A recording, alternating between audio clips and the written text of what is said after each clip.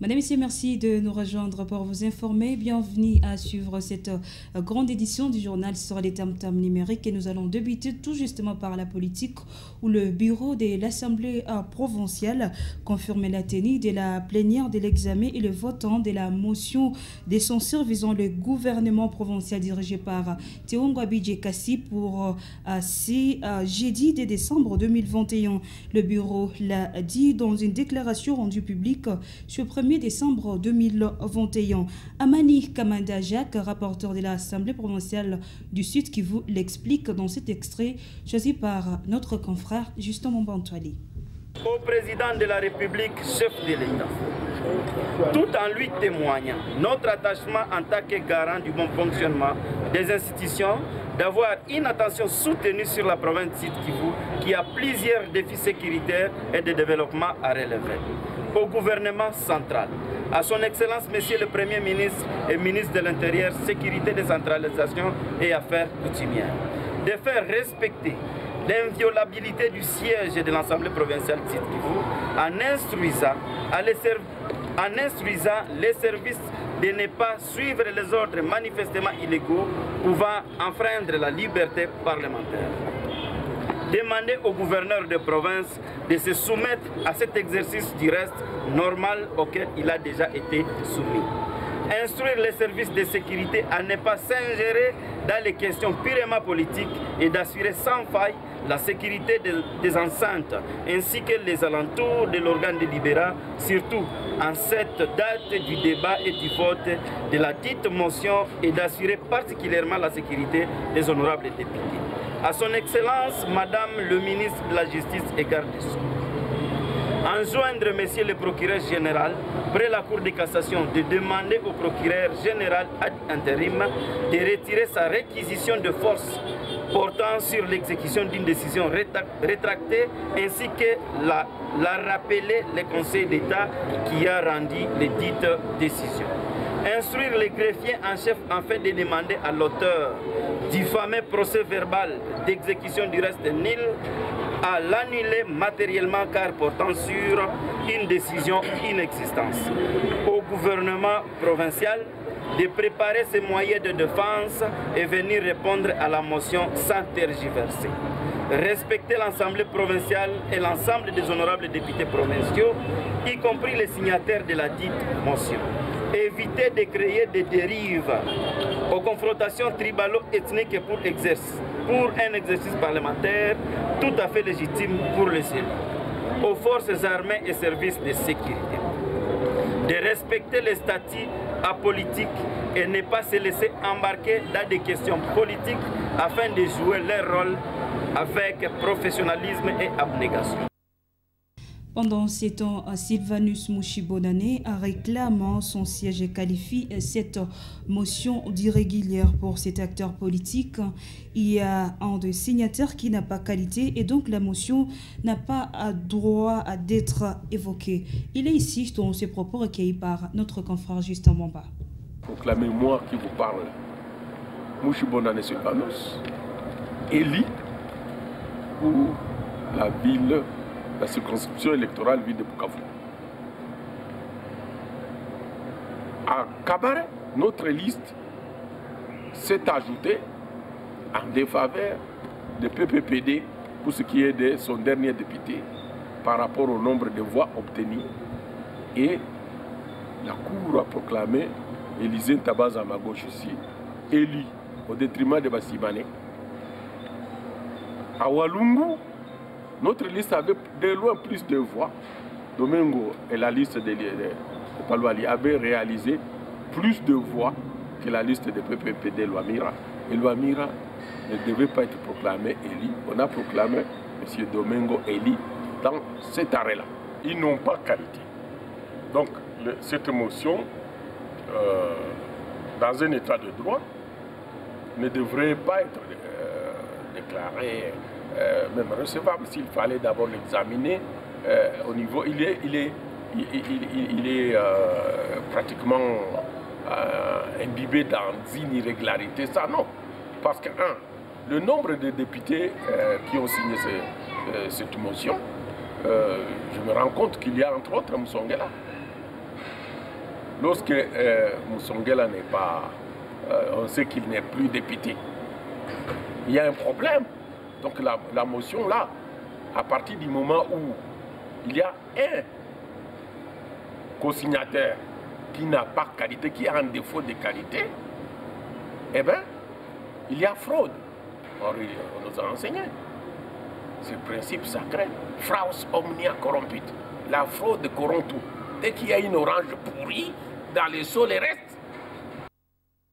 Face à la crise politique entre l'Assemblée provinciale et l'exécutif provincial, la société civile appelle la population au calme et à la vigilance. Pour cette structure citoyenne, ils invitent les uns les autres à privilégier l'intérêt de la population. Maître Nene Bintou, vice-présidente de la société civile, est dans ses propos recueillis par Charmati Fliro. Eu égard à ce qui précède, le bureau de coordination de la société civile du Sud Kivu fixe l'opinion tant nationale qu'internationale sur les points suivants. S'agissant de la motion, qu'elle soit de défiance ou de censure, elle est prévue par les dispositions des articles 146, 147 et 198 alinéa 9 de la Constitution de notre pays. Elle demeure donc une des voies privilégiées de contrôle de l'exécutif par le Parlement. Le bureau encourage par conséquent le gouverneur à donner sa version des faits devant la représentation provinciale. Redevabilité oblige. Deuxièmement, fustige les rumeurs faisant état de manœuvres de corruption et intimidation tendant à étouffer ces initiatives qui sont pourtant constitutionnelles et qui peuvent être renversées au cas où l'autorité provinciale parvient à donner des justifications fondées et convaincantes. Fustige la faible production législative de nos députés provinciaux qui jusqu'à présent n'ont jamais voté un seul édit et les invite à se rattraper en votant les propositions d'édit, toujours en chantier et dont certaines ont été préparées par certaines organisations de la société civile du Sud Kivu. À certains députés et ministres provinciaux de se comporter en véritable excellence et honorable, d'aimer leurs fonctions et ne pas se comporter toujours en gourmand politique. Invite les autorités à garantir la sécurité aux élus du peuple et aux défenseurs des droits humains pendant l'accomplissement de leur mission. Et changeons de chapitre à présent, après son passage à Goma où elle a procédé à l'inauguration d'un centre ultramoderne de l'Institut national de préparation professionnelle, la INPP Nord Kivu, construit sur fonds CDD en partenariat avec l'Agence française de développement. La ministre du Travail, Emploi et Prévoyance sociale, Claudine Ndoussi, est arrivée à Bukavu. Sur place, elle a visité le bâtiment en construction de l'INPP à Baguira avant de lancer une formation en faveur de jeunes dans cette partie de la vue de Bukavu. Reportage de la cellule de communication du gouvernorat des Provinces rendu par Amani Joseph. La ministre nationale de l'Emploi, Travail et Prévoyance sociale, Claudine Ndoussi, a lancé les travaux de formation des jeunes dans 4 domaines entrepreneuriaux. Il s'agit entre autres de la mécanique générale, la plomberie, l'électricité et l'agropastorale. À l'issue de la formation, ces jeunes seront en mesure de se prendre en charge et surtout par la création de l'emploi au sein de leurs communautés respectives. Tout ça, c'est pour renforcer en fait nos capacités en vue d'accueillir beaucoup plus de jeunes pour la formation professionnelle. La veille, Claudine Ndoussi avait visité le site INPP basé à Baguira. Ce chantier de 4 bâtiments abritera les ateliers de formation en agroalimentaire, les cours de mécanique générale, d'ingénierie civile ainsi que la maçonnerie. Depuis sa prise de fonction, elle est déterminée à mettre des conditions optimales pour favoriser un bon climat de travail et surtout créer des cadres qui pourront contribuer au développement du pays. Nous sommes en train de visiter, voir l'état d'avancement de ces chantiers. Nous sommes dans l'urgence pour que nos jeunes puissent vite être occupés d'abord en apprenant et ensuite, après avoir acquis des compétences, on peut voir plus tard comment ils seront insérés dans divers emplois qu'ils auront appris. Nous sommes dans la ligne droite des instructions du chef de l'État, Félix Antoine Tshisekedi Tshilombo. Accompagné du DG de l'INPP, Patrick Kayembe, la ministre du Travail s'est fait un bain de foule au port Yossi, où elle a été accueillie par la notabilité locale, des directeurs provinciaux de la CNCS, de l'INPP, les membres de l'AFDC, parti cher au président du Sénat Modeste Bahati Lukwebo, des militants de l'IDPS, ainsi que d'autres militants de l'Union sacrée de la Nation. Et puis, posant de la première pierre pour la construction du guichet unique à la frontière Rouzizi. Les cérémonies se sont déroulées le 30 novembre 2021 au même endroit et c'est grâce au projet Trademark East Africa. La pose de cette première pierre est intervenue après les travaux de 2 jours tenus à Kamembe et qui a mis autour d'une table les officiers venus de la RDC et du Rwanda.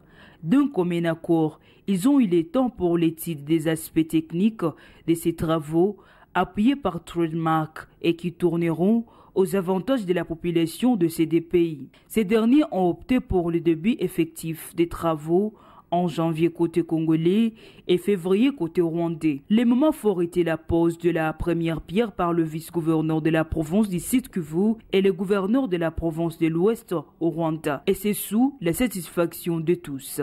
Le ministre provincial des Transports et voies de communication, Alima Simalumbi Mathias, revient sur les aspects techniques de ces projets. Il s'agit concrètement de passer à la vitesse supérieure, c'est-à-dire commencer à implémenter les projets en question. Ici, chez nous, les travaux commencent au mois de janvier. Et de l'autre côté, au Rwanda, les travaux vont commencer au mois de février. Ici, on va faire des bâtiments modernes. On parle d'un projet de rénovation, c'est-à-dire avoir des bâtiments qui répondent aux normes internationales. Marc Malago, vice-gouverneur de la province du Sud-Kivu, fait savoir que ce projet est bénéfique pour les 2 pays. Quand c'est le gouvernement qui en prend en charge et c'est d'intérêt public, il y aura toujours une solution. Vous avez vu les équipes qui sont passées faire des enquêtes ici et ces enquêtes étaient réalisées non seulement par les agents de l'État, la société civile y faisait partie, les ONG internationaux nous ont aussi aidés à faire des enquêtes, nous avons des calculs, nous avons parlé avec la population riveraine, donc les fonds seront disponibles et que les travaux devront commencer directement. Pour rappel, ces projets de construction du guichet unique à la frontière Rouzizi et au Rwanda est l'œuvre de Trademark. Et puis le bilan des 100 jours à la tête de la commission du Bond a exigé positif. Cette affirmation est du bourgmestre AI, Daniel Ronika, au cours d'une journée porte ouverte en vue de rendre compte à ses administrés de sa gestion. Eric Chocolat nous en dit plus dans cet élément de reportage. Devant cadre de base, différents acteurs de la société civile et les chevaliers de la plume et du micro, le bourgmestre de la comédie Banda a jugé son bilan positif sur plusieurs axes, notamment la gestion de la maison communale, le réaménagement des installations de la régie des eaux à la maison communale, la construction des escaliers et bornes fontaines dans certains coins et recoins de son entité. Daniel Ronig a dit être fier du rétablissement de l'autorité de l'État à la comédie Banda, laquelle a permis de dénicher différents malfaiteurs qui travaille parallèlement avec certains objets de bureau semblables à ceux de la comédie Banda, ce qui lui a permis de générer plus de ressources afin d'alimenter la caisse du budget participatif et ensuite résoudre tant soit peu certains problèmes que connaît son entité. Dans son actif, il n'a pas omis de soulever les actions menées dont la lutte contre le marché pirate dans les coins et recoins de la comédie Banda qui reste son cheval de bataille pour lutter contre les accidents et embouteillages. S'agissant de la question sécuritaire, Daniel Roniga s'est réjoui du fait que la situation devient de plus en plus calme à travers l'instauration de l'identification des nouveaux et anciens dans la commune d'Ibanda pour juguler ces fléaux. Pendant ce temps, il a évoqué plusieurs problèmes rencontrés, entre autres la faible mobilisation des recettes. Les acteurs de la société civile sur place n'ont pas manqué de mots à dire. Ces derniers l'ont prodigué plusieurs conseils, entre autres la collaboration avec ses agents et les descentes sur terrain pour palper du doigt la réalité de la commune afin de rester sur la même lancée. Ensemble, le bourgmestre de la comédie Banda promet faire cette activité de routine dans son milieu pour examen des redevabilités. L'association de femmes de médias AFEM, ensemble avec l'Alliance pour la stratégie de plaidoyer, proposant de mettre en place un projet de loi cadré pour la lutte contre les violences sexuelles et celle basée sur les genres. Ceci a été dit dans un café de presse tenu ce 1er décembre 2021 par cette structure et qui s'inscrit dans le cadre de 16 jours d'activisme. Suivez. L'approche est de permettre aux participants de comprendre la nécessité pour la RDC et particulièrement le site Kivu de disposer une loi spécifique au VSBG après le processus de vote. À cette occasion, différents intervenants sont revenus sur l'importance des dispositions relatives de l'édit portant sur la prévention et la prise en charge légale et psychologique de survivants. Ils ont mis un accent particulier sur l'âge, un aspect non négligeable. À cette occasion, le chevalier de la plume et du micro ont été sensibilisés à leur tour pour la production et la diffusion du contenu de l'avant-propos de la loi pour lutter contre les violences et combattre l'impunité, souligne la coordonnatrice de la FEM. Il y a beaucoup de pratiques, il y a beaucoup de faits qui sont en soi de violences basées sur le genre, mais qui ne sont pas incriminés dans la loi existante. Donc, ce genre de pratiques restent impunis. Il y a toutes les diverses formes de discrimination, par exemple, dont les femmes et les filles sont victimes, mais qui ne sont pas à sanctionner, qui ne sont pas incriminés. Ce sont là ces différents éléments qui sont pris en charge par l'actuel avant-projet de loi. On prépare à cet atelier le chef de division de la justice et droits humains, le chef de division du genre, famille et enfants, les personnes vivant avec handicap, ainsi que les organes de régulation des médias en province du Sud Kivu. Et direction à présent à Tchaï, où la société civile de Tchaï dans la comédie Banda avait à tout prix apporté sa contribution pour éradiquer l'insécurité qui se vit dans cette partie de la ville de Bukavu. Cette structure a échoué après une rencontre qui a mis autour d'une table les membres des différentes synergies et associations ainsi que les habitants de Tchaï. La société civile de Tchaï a également plaidé pour l'implication directe des autorités compétentes en renforçant les effectifs policiers et tant d'autres. Choukourou Lueka est président de la société civile Tchaï. Il est au micro de la radio-télévision Gomé qui vous suivez. Cette rencontre a été avec un seul objectif de voir comment mettre des systèmes d'alerte dans notre quartier. Et nous avons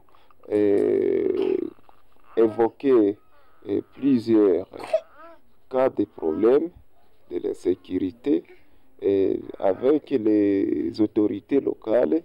Et nous avons décidé de nous impliquer ensemble pour lutter contre l'insécurité. Cette activité a été honorée par la présence de plusieurs cadres de base, les commandants PNC, les militaires de FARDC. Nous avons formulé plusieurs recommandations pour assurer la sécurité de la population. Mais nous avons demandé surtout aux autorités au niveau provincial de voir comment renforcer les éléments de la police qui se trouvent dans les quartiers Tchaï, Panzi et sous-commissariat de Cassier, de voir comment installer des postes de la police dans plusieurs entités. Dans le quartier Tchaï, nous avons évoqué le problème du conteneur situé chez Badida. Les 7 conteneurs jusqu'à aujourd'hui, ça fait 6 mois, mais jusqu'à aujourd'hui, aucun élément de la police qui se trouve dedans. Nous sommes engagés pour lutter contre l'insécurité.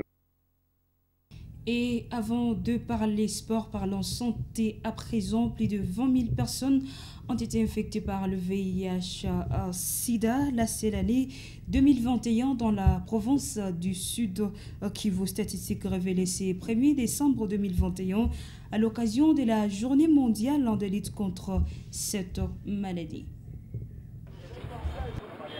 Le PNMLS note que le taux de prévalence du VIH-Sida au Sud Kivu est plus élevé dans les carrés miniers, chez les professionnels des sexes, chez les transporteurs qui font de longs trajets, ainsi qu'au niveau de la population en général, où le taux est d'environ 2%.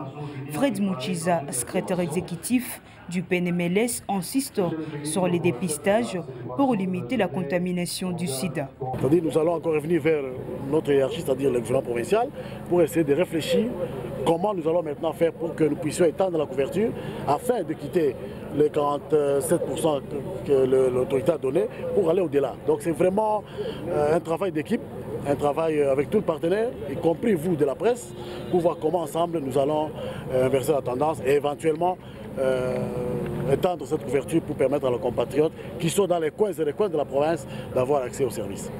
Le vice-gouverneur du site Kivu qui a lancé officiellement les activités commémoratives de cette journée au site Kivu rassure le soutien et la mobilisation des ressources durables afin d'appuyer la prise en charge durable. Si réellement vous aimez votre frère ou bien votre sœur, c'est d'abord connaître votre état sérologique. C'est ça. Donc faites un effort aussi, allez-y. Ça ne demande rien, c'est secret. Ça va vous permettre soit de vous faire soigner ou soit de protéger d'autres personnes. Le thème retenu pour cette célébration est mettre fin aux inégalités, mettre fin au sida, mettre fin aux pandémies comme thème international et comme thème national, mettre fin aux inégalités et s'engager sur la bonne voie pour mettre fin au sida d'ici 2030.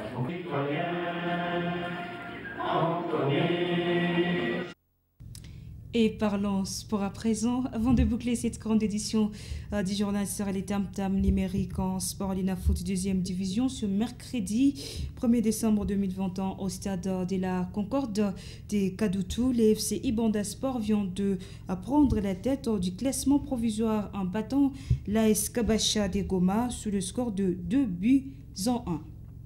Madame, Messieurs, et c'est bel et bien par là que nous bouclons cette grande édition du journal sur les tam-tam numériques. Merci de nous avoir suivis. Nos informations restent toujours en continu partout dans le monde sur notre site www.rtnk.org. Au revoir et prenez soin de vous.